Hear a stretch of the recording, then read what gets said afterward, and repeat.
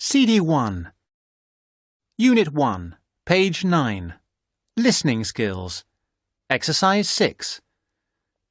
You will hear a conversation between a customer and a shop assistant. You will see that there is an example which has been done for you. On this occasion only, the conversation relating to this will be played first. I'm interested in buying a radio. Can you help me? Yes, of course.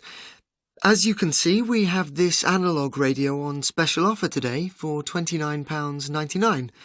They are normally £35. We've also got a much more modern range of digital radios. These are over here. The assistant says the price is £29.99, so that is written in the space. Now we shall begin.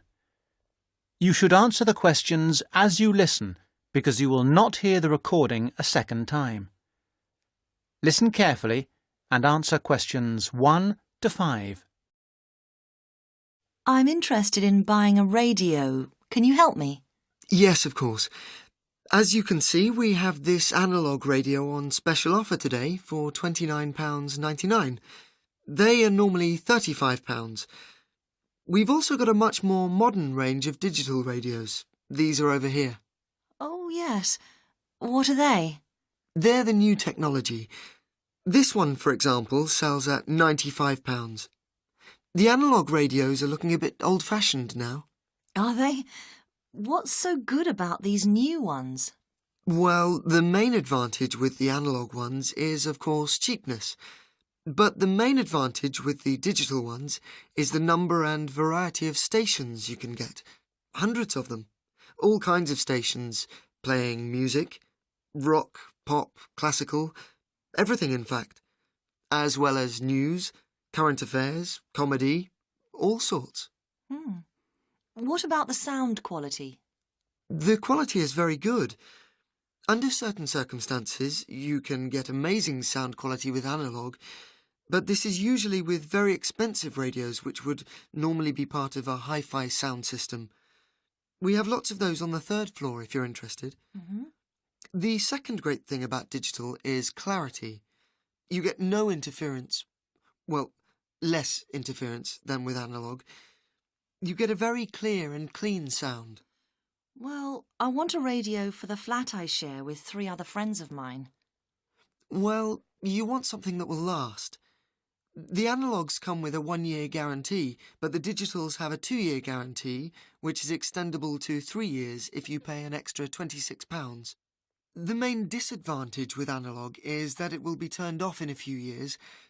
We don't know exactly when, but sometime. But what about the batteries? I've heard that they use a lot of batteries. That probably is the one disadvantage of the digital radios. The battery life is not very long, but they all come with rechargeable batteries, which really solves the problem. Unit 1, page 9. Listening skills. Exercise 8. Now listen and answer questions 6 to 10. So, how would you like to pay? Cash. I wondered if you had a Robson's store card? Do you know, I think I do. Here we are. Oh my goodness, I haven't seen one of those for a long time. Those are the old value cards. Now you can get a super value card, which is even better value. Really? I don't know what to do. Well, I can change you onto a super value card if you want. With the super value card, you get double the standard number of points, and your free credit period is longer. With your old card, you get 1 month's free credit, but you can get 3 months free credit with the new card. The interest rate is a bit higher at 22.5% rather than 18.5%, but if you're careful, you don't have to pay interest at all. Well, I'm not sure about that. It seems better in some ways. Can I continue to use my old card? You certainly can, until they withdraw them, which I'm sure they will before too long. But with the super value card, there are special card-holder-only days, 2 per month, compared with 1 per month with the old card. I see. My old card gave me free delivery too. That's right. Free delivery within 20 miles. The Super Value card gives you free delivery up to 50 miles. Well, that sounds good. I think the old card was free too. With the Super Value, there is an initial fee of just £12, and then it's very good value. I think I'll pay cash. Very good, madam.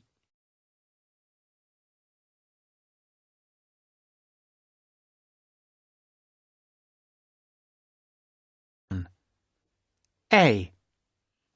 Can you tell me your full name? B. And what shall I call you? C. Where do you come from?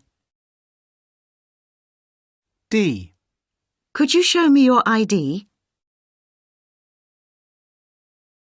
Unit 1, page 11. Speaking skills. Exercise 8. Now, in this first part, I'd like to ask you some questions about yourself. Let's talk about your town or village. OK.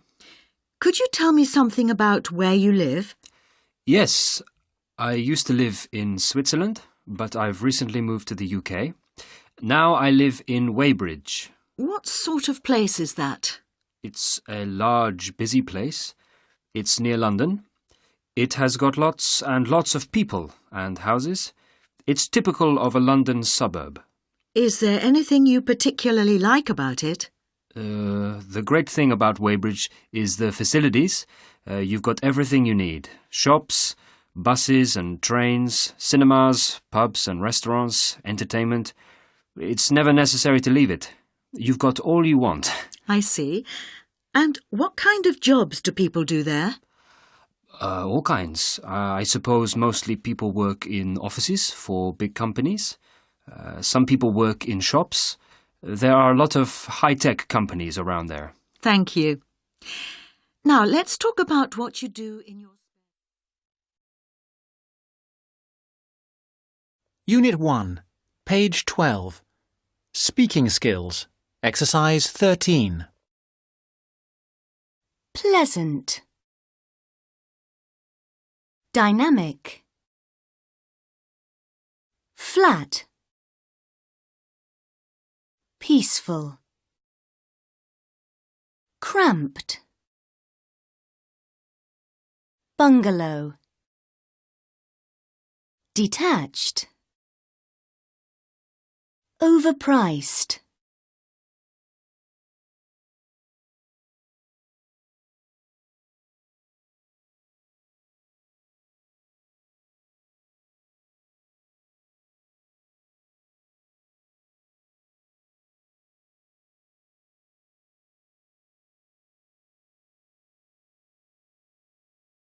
My name is Mandy, and I am going to tell you a little about the John R. Jones Memorial Library here at Blackwater College. We regard the library as a gateway to the resources that you, as students at the college, may need. The majority of you are full-time students. You may find you spend a lot of time here. Even those of you who are part-time students will no doubt require the services too. I hope that by the end of this short talk you will know the services the library has to offer, including the website and how to get any further help you may need. Oh, sorry, I forgot there may be a few distance learners on the tour today. I'll explain about the online facilities and borrowing by post scheme a little later on. This is the main site of the library, but we also have the Rivergate building and the Fieldhouse Library. The Rivergate building houses the geography resources, that is the book collection and the journal collection, as well as the map collection. The hours and days of opening of the Rivergate collection are the same as this building, except that it is closed on Christmas Day and New Year's Day. The Fieldhouse Library contains a specialist collection of local history, and if you want to visit it, you will need to make an appointment. Those two facilities are the only exceptions to the rule that all the Blackwater College libraries are open 24 hours a day, 7 days a week, 365 days a year. However, to gain access to the facilities, you must have your ID card. No ID card, no entry. We have heard all the stories and excuses, and we don't accept any of them. Just remember your ID card. Unit 1, page 13. Exam listening. Now answer questions 16 to 20. Now, I must apologise for the mess you can see around you today. Libraries should be quiet places, but unfortunately this is not currently the case here.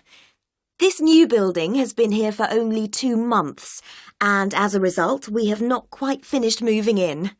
So far, we have moved most of the book and journal collections from the old library into this new building. There are 2 exceptions. We are currently moving the economics collection here, which should be installed by tomorrow, and we will be moving the French literature collection into this building next week. But as you can see, we are still building the new restaurant. We will finish it, we hope, very shortly. We have finished the cafe, however, and students can use it during the library opening hours. We have recently installed 150 computer places, and we will be adding another 100 shortly, so that there will be plenty for everybody very soon.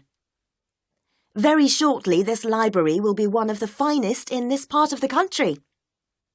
Don't forget that the library isn't just about academic books. In addition to the books and journals, there is a wide range of national newspapers available from the librarians on request. I'd like to mention the different ways you can get help in using our resources. Don't forget our website at www.mlbc.ac.uk.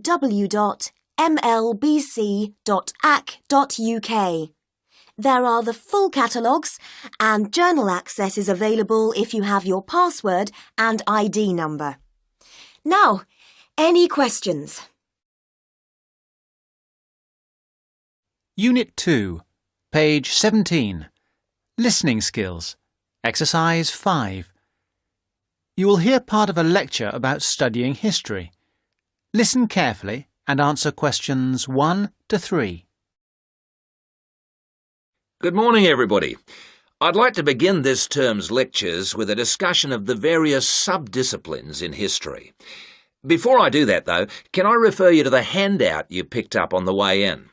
It deals with 2 general topics. The first is, why study history? And the second is, what is history? Neither of these questions has an easy answer. In fact, people have been asking these questions for as long as history has been studied.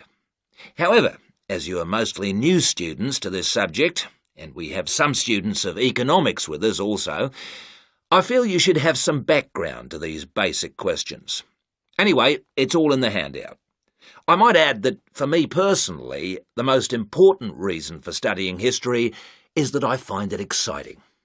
Our ancestors can remain, if we want them to, a mystery, a closed book, a blackness that we never see into, or we can come to know what motivated them and discover how that led to the world we live in today. Unit 2, page 17. Listening skills. Exercise 9. Now answer questions 4 to 10.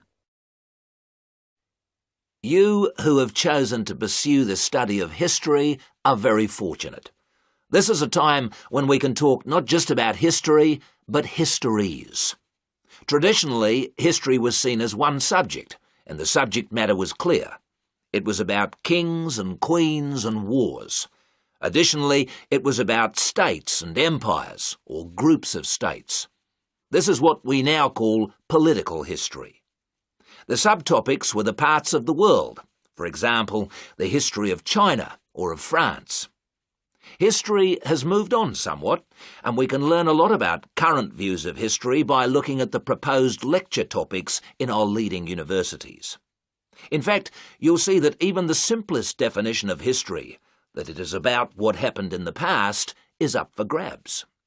Some of the more, how shall I put it, progressive areas of study are as much about what should happen in the future. One example of this is the field of postmodern history. Likewise, feminist history looks at the past to make sure the future will be different, and it uses the past to assist in its efforts to make the future as it wants it to be.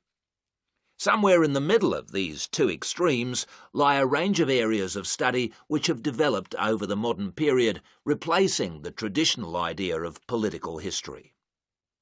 These are by now mostly well established. You can study social history or economic history. Social history asks about the ordinary people and their lives, not just their daily lives, but their contribution to changes in our society. Ordinary people have desires and wishes which they try to put into effect, and this has a massive effect on social development which was not fully understood in the traditional study of history. By the way, one area of traditional history which I forgot to mention, but which has had a resurgence of interest in recent years, is the area of military history. This was, of course, of great practical use in more violent times, and unfortunately has become of increasing use and interest, academically and practically, in our own times. By the way, there is a new series of lectures on military history in our department, as if to demonstrate the truth of what I've just said.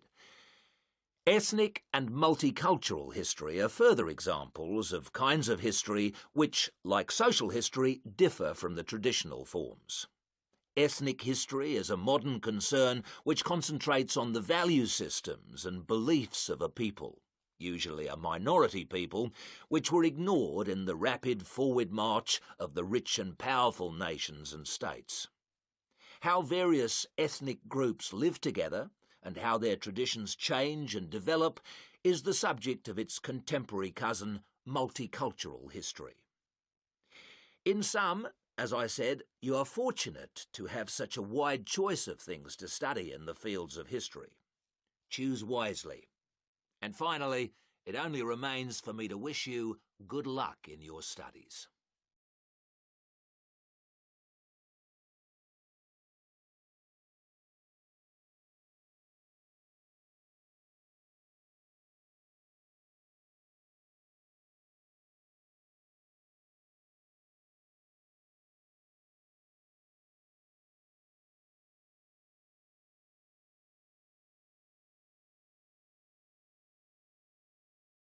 How shall I put it? Stupid. Now, where was I? Oh, yes, talking to the policeman. He didn't really take any notice of me. He didn't laugh, but he did look very uninterested. Now, next, let me see. Yes, the next thing that happened was that...